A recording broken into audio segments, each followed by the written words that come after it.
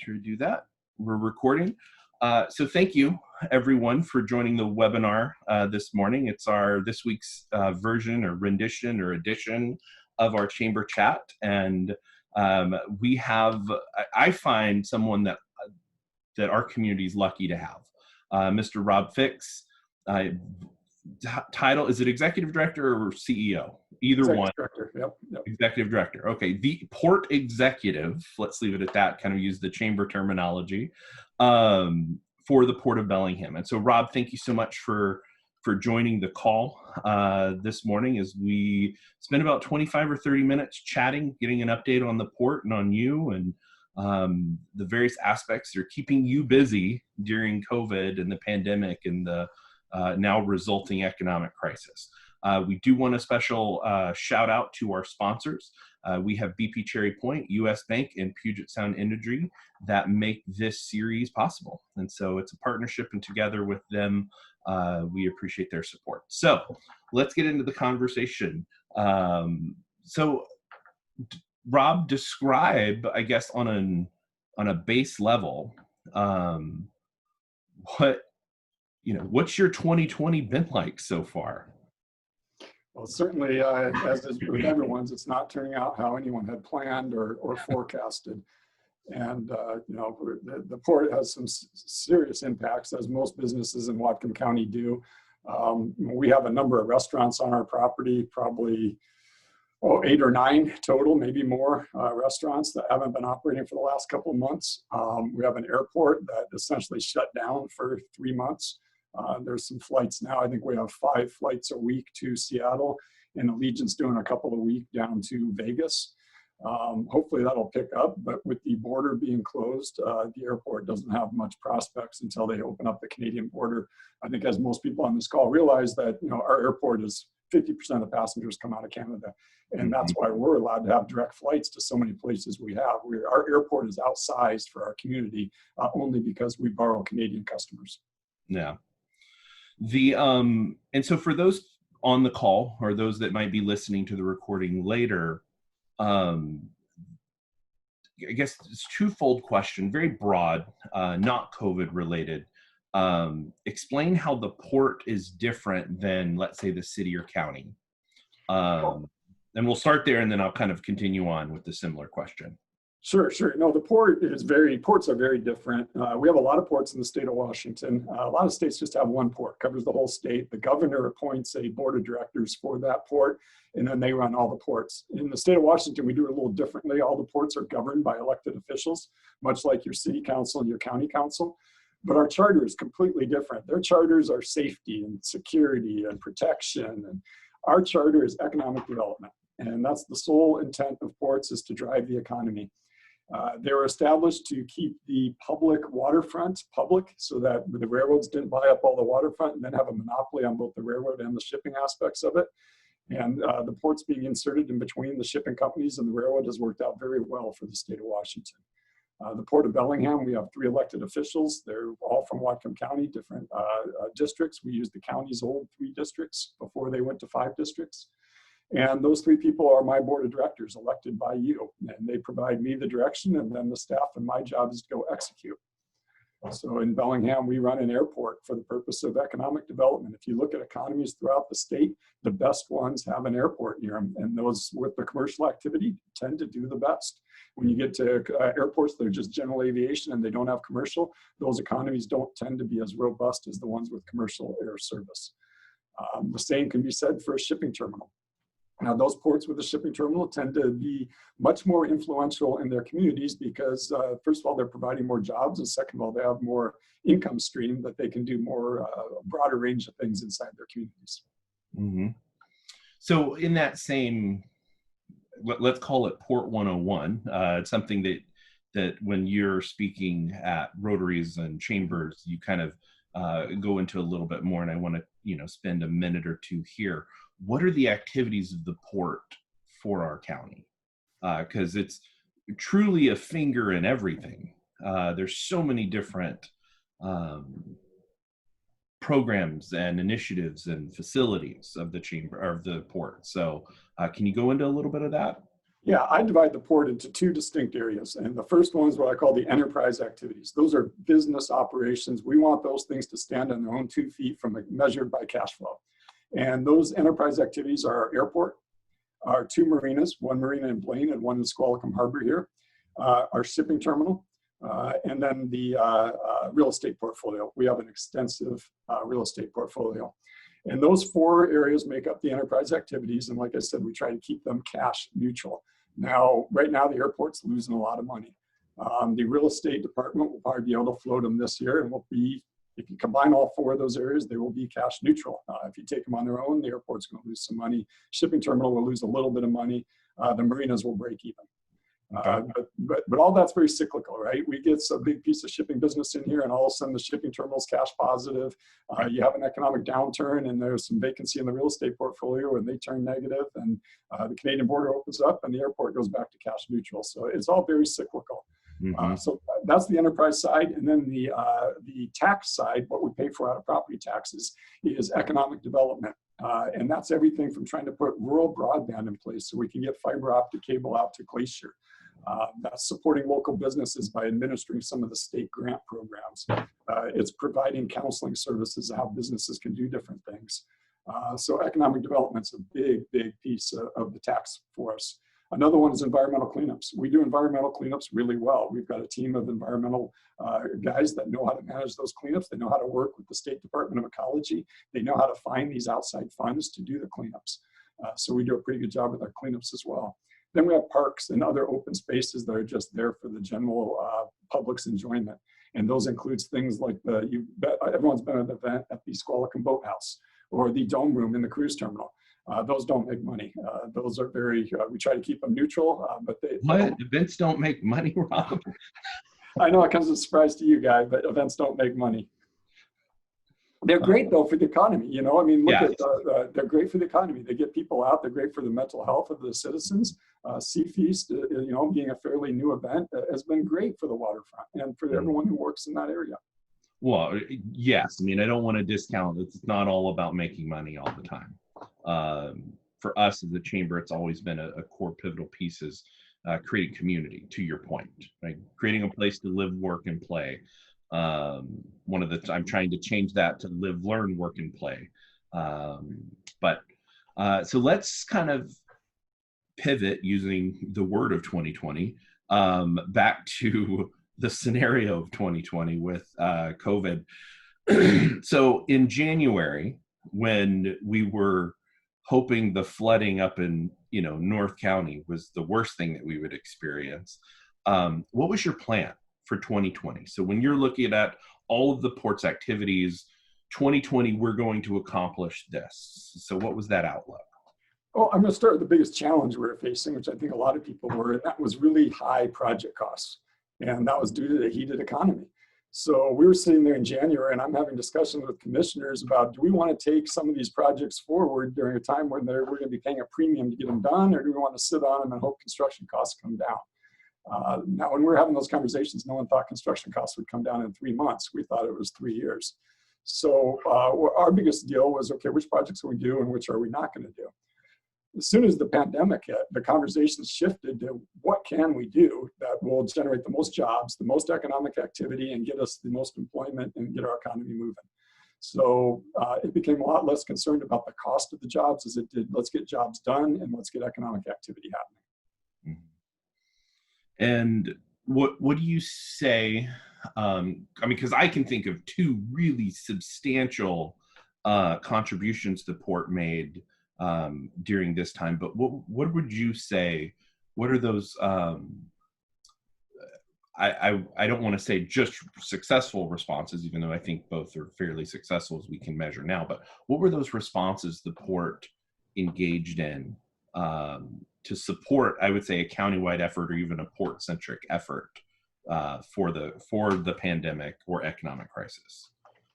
Well, our economic development team is awesome, headed up by Don Goldberg down there. Gina and Jennifer and John all contribute to that team, and they do a really good job working with the SBDC and other local entities. But the first thing they did is they joined Unified Command, and they started to represent businesses within Unified Command. and figure out how, how businesses can open in a reasonable manner, still hope to make money, and still stay safe. So they were the voice of reason on that team. The port security officer, Scott, is heading up Unified Command. We loaned him to Unified Command, and he has a very military background and some good experience in these types of things. So they elevated him to lead Unified Command. And then, just keeping our facilities operating, transportation somewhat going. Even though we're only doing 5 flights a week, it's important to have those 5 flights a week. So we want to make sure that the port can help us return to normal as fast as we can. Yeah, and the RAP, which is the economic development team, and Scott were the 2 specific ones that I were going to bring up if you didn't. So great minds think alike, I suppose. Yep. Well, those are port employees, but they're doing good stuff over at Unified Command, so we're happy they're there. Yeah. It's all hands on deck, all one community scenario for sure.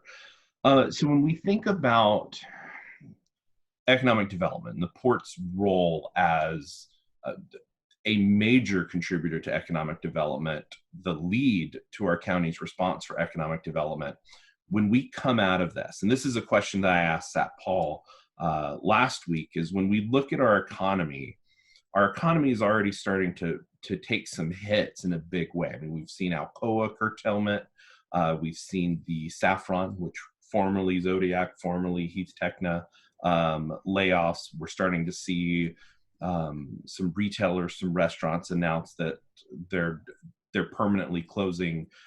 What is the port doing to lift up our employers and businesses in Whatcom County? One of the first things we did, Guy, is we implemented a deferred rent program. And we can't, as a government agency, forgive rent. It's a gift of public funds to do so. So we're prohibited by law for forgiving it, but we could defer it. So the first thing we did in early March is we passed a 3-month deferral, so that any port tenant, whether you're a restaurant or whoever, if you could show you're impacted at all by COVID, we were going to allow you to defer your rent over the next 12 months. So that was implemented, and I think that helped a lot of these restaurants that haven't had any revenue for the past couple of months, and helped them to get by with being able to pay their employees rather than pay the port. I think that's, our tenants of the port are the easiest ones we can help because we have contracts with them. Right. Obviously, we can't defer the rent of someone that's not a tenant of the port. The best thing we can do countywide is to find out how to help these employers open safely and get their employees back to work. And that's utilizing state programs, federal programs, or just sometimes business advice. Mm-hmm. So when at some point in time, we will be out of the pandemic. What would you say the goals of, that you have for the port, or goals that you've outlined for your team? You kind of already mentioned is, I mean, technically, I don't think we've hit the 2 quarters of negative growth at this point to be considered a recession, even though we all know with 20% unemployment, we're in a recession. So maybe there's an opportunity for some of that capital expenditures to happen with the reduction in the economy. But what are some of those other things post-pandemic that you're already looking at and planning for? Well, we're going to approach things, and it's a great question, Guy, and we're going to approach things a lot differently from a financial perspective, and we have to. I am not an advocate or a proponent of using debt. In fact, since I've been at the port, we've paid down a lot of debt. We issued some to do the airport expansion, but we're paying it down quickly. We're halfway down with paying that expansion. So we got another 10 years to go on that. But I've been an advocate of paying down debt, limiting our capital projects to, what we could afford to do. And that's been our philosophy. And we're going to have to change from that. And we're going to have to change from that because our role now is to get these projects done. We've got a lot of projects we can do in Blaine. We can rebuild the bulkheads out there. There's some cleanup work out there. These are, $5 to $10 million worth of projects that can be done in Blaine and really boost that economy. The same thing is true in Bellingham with the Whatcom Waterway cleanup phase 2. The same is true with some improvements we can make to our shipping terminal to do some infrastructure work there. Same is true in our marinas. We're doing projects in our marinas right now from a security aspect, trying to make them more secure. All these projects are economic activity for local businesses. Mm-hmm. Unfortunately, we're down probably $5-6 million at the revenue line this year. and that makes it hard to pay for those projects. So I think we're going to have to be a little creative for how we issue bonds. Something I haven't advocated for in the past, but something that I'm going to take a little closer look at going forward. We have plenty of debt capacity. I mean, the Port of Bellingham is incredibly healthy, really strong balance sheet. So we can afford to put a little debt on it. And I think that's the direction I'm going to be encouraging the commission to look. Okay. And since, I mean, thank you for kind of going through that, because you mentioned a lot of the sites that the port has. It's not just the airport. It's not just the marina, the shipping terminal in Fairhaven, Sumas, Blaine Harbor. I mean, you've got little facilities everywhere. So perhaps the other facility that I want to get a little bit of an update on is the Waterfront Project. And we've just seen, I think, some really nice, I mean, ribbon cuttings aren't the official openings. And so what's next, and what are your thoughts on that project at this point in time?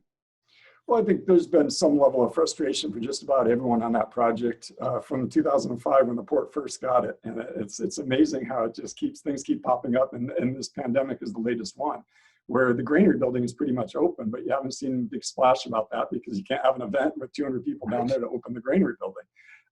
And unfortunately, you know, a restaurant opening in the granary building is looking less likely right now because we have a lot of restaurants closing. No one's going to go open a new one. Right. So those challenges just keep popping up there. But all in all, my understanding is the permit's been issued for the basement of the 3 residential units. And so that's a good sign that Harcourt can go in and start digging out that foundation. We continue to talk to them about a hotel down there. There again, whether the pandemic changes their mind about a hotel, so far it hasn't. They still seem to think it's a good idea. And when you figure it takes 2 to 2.5 years to permit and build a hotel, maybe, you know, we're out of this recession by then, and it is a good idea. So yeah, we continue to look at project number 3, what that'll be. It'll be a hotel, it'll be office, it may be some sort of more housing. They're building the luxury housing right on the water there, but we've got to get some more affordable housing in there. And that's just Harcourt. And then you pivot over toward the Lignan site, which is on Cornwall and Laurel Street there. You might have noticed the big warehouse came down about a month ago. That site is being looked at by the Waterfront Community Foundation for both a food campus and for workforce housing. So we're really happy about that project because I think it's going to help limit some of our housing needs. And then the food campus is much needed in this area. So we're really excited about that. Both of those projects are very intriguing. I would say hopeful, but I don't want to sound like too much of an optimist. Well, you know, Whatcom Community Foundation, Maury Ingram, that talented team there, I'm pretty confident that we get this one done. Oh, there's no doubt that it'll get done and the need for it. It's exciting. That's probably the word that I would pick the most. So thanks for giving a good update on everything the port's doing. Now I'm going to go a little bit more into that, again, using the word hopeful. So in your engagement, and you've, you know, like we talked about earlier, the port essentially donated RAP team and Scott to the county effort. That's led, or I'm assuming that's given you the opportunity to remain focused on a port level, but just with any leader in our community, there is some engagement on a broader level, and you do that very well on a regular basis, non-pandemic times anyway. I'm curious from your perspective, who are the local heroes during this pandemic? And similarly, who are the leaders that you've relied on most during this time? And that can be local, national, federal, thought leaders. Who's your go-to? Oh, it's my team. It's the team here at the port. The senior team here at the port is incredible. I rely on them for, you know, I don't make a decision without consulting them. And they're my heroes in all this because they're getting their jobs done in remote locations from home with kids around them. Their kids aren't in school. I mean, I have it so lucky. My youngest kid is a senior in high school and he just graduated. And when they closed school, I don't think he's done a piece of work since then and got a 4.0 for the semester. So nice. He's crying about how he missed his prom. And I'm like, dude, you got a 4.0 and didn't do any work for it. I mean, life's not so bad. So yeah, I feel for the employees that have kids in there, they're hanging around them. And that's why Yeah. some of the heroes are the parents that are home with their kids. They're educating their kids, teaching them 8th grade math, which I think I'd have a hard time on. And then they're getting their jobs done at the same time. So Yeah. in my mind, those are the people that have it the hardest. They're working 40 plus hours a week, raising kids and doing so in an environment that was never intended for them to do that. Mm-hmm. No, I absolutely agree with you. And getting back to one of the first comments that you made, and it's the community, or at least broadband to the areas of the community that don't have access to it right now. So important. I'm excited about that one, Guy. I just think we're on the verge of a breakthrough here, where it's going to be the electrifying of a rural America, and we're going to have broadband to every home. And these kids out in these rural areas are going to be able to attend classes remotely, just like they can in their cities. So this is a really good one. Yeah, absolutely. Broadband to everybody, and then get a laptop or Chromebook to every student. And like there's some things I think we'll learn from this pandemic coming out of it, that we can better business, better education, better community. So my last question, and I'll invite anybody to open up into the Q&A. As we're approaching, I think this week we're at 3 months of lockdown and closure at this point. What's your message to chamber members in our community? Well, hang in there. Give us our economic development team a call if you need to understand what state and federal resources are available to you. We're here to help you. Hang in there. Let's get you guys going. Let's get you open. Let's get you customers.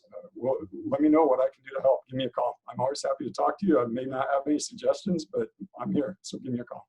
Awesome. Thanks, Rob. And I would extend as it's really rewarding to engage with our 3 commissioners too. All 3 very receptive to listening and chatting and hearing from the constituencies.